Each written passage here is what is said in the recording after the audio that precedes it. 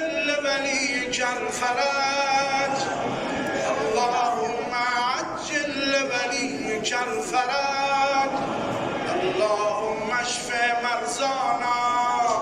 اللهم اقض حوائجنا الشرعية، اللهم أد ديوننا الدنيوية والأخروية،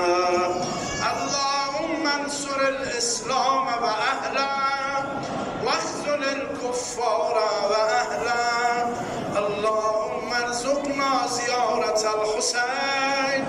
وارزقنا شفاعة الحسين، اللهم ارزقنا زيارة